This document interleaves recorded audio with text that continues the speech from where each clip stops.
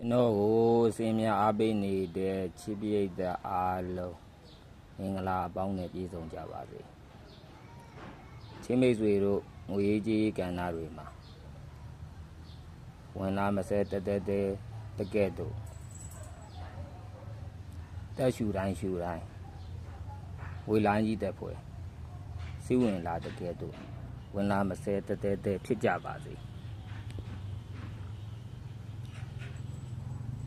23ရက်4လ2025ဗုဒ္ဓဟူးနေ့ကဏ္ဍအတွက်ပေါ့နော်ဗုဒ္ဓဟူးနေ့ကဏ္ဍမှာ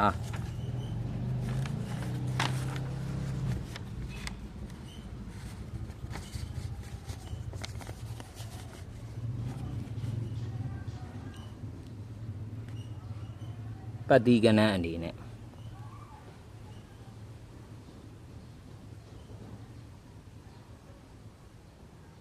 တနေကုန်စာပတ္တိကဏ္ဍအနေနဲ့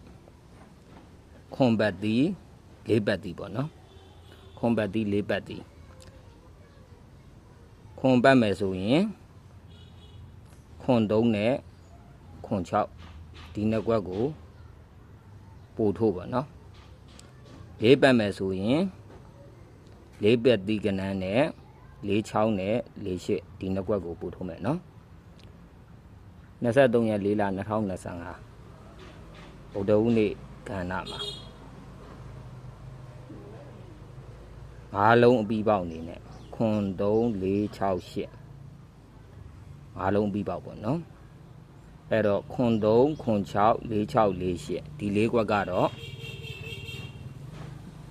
မိန်းကွက်အနေနဲ့ပို့ထိုးပါနော်ရန်ကွက်အနေနဲ့ခွန်4ခွန်8 3 4 36 38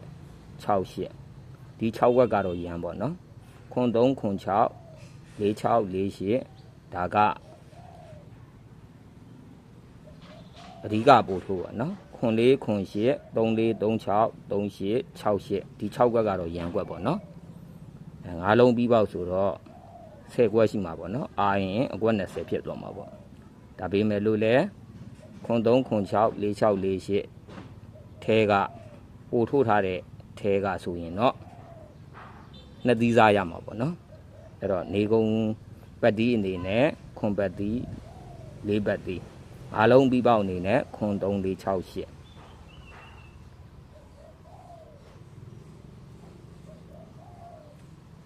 အတိတ်ကောက်ချင်တဲ့ဝါသနာရှ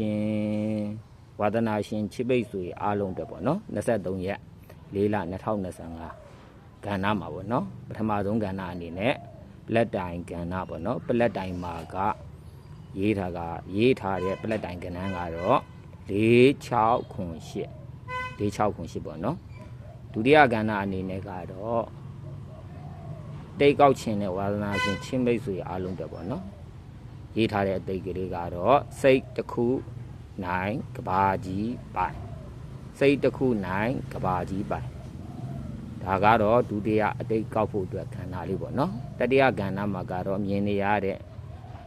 စလင်ကဏ္ဍလေးပေါ့နော်မြင်နေရတဲ့စလင်ကဏ္ဍလေးကိုမြင်တဲ့အတိုင်းကိုယ်မြင်ကိုယ်ရှုထောင်းကနေကြည့်ချက်ကောက်ပြီးပေါက်နိုင်ပါတယ်ပေါ့နော်ဒါကတော့တတိယကဏ္ဍပေါ့နော်စတုဒ္ဓကဏ္ဍအနေနဲ့ကဏ္ဍနှစ်ကွက်ထုတ်ထားတဲ့ကဏ္ဍနှစ်ကွက်ကခွန်3 8 4ခွန်3နဲ့8 4ပေါ့နော်ခွန်3နဲ့8 4ကထူးမာကခွန်3 8 4ပေါ့နော်ဒါကတော့စတုဒ္ဓကဏ္ဍပေါ့နော်ပြင်စမကဏ္ဍအနေနဲ့ကတော့ကဏ္ဍတစ်ကွက်ထုတ်ထားတဲ့ကဏ္ဍတစ်ကွက်ကတော့46ပေါ့နော်46ကကန်ဆန်းရန်ဆိုပြီးကဏ္ဍတစ်ကွက်46ထုတ်ထားပေးပါတယ်နော်ကဲဒီလောက်ဆိုရင်ပြည့်စုံဖူလုံသွားပြီဆိုတော့ကတာယာပြောရှင်ငြိမ်းချမ်းွယ်ကောင်းတော့ဘဝများကိုစီဖြစ်ကြပါစေလို့ဆုမွန်ကောင်းတောင်းပေးပါတယ်ခင်ဗျာ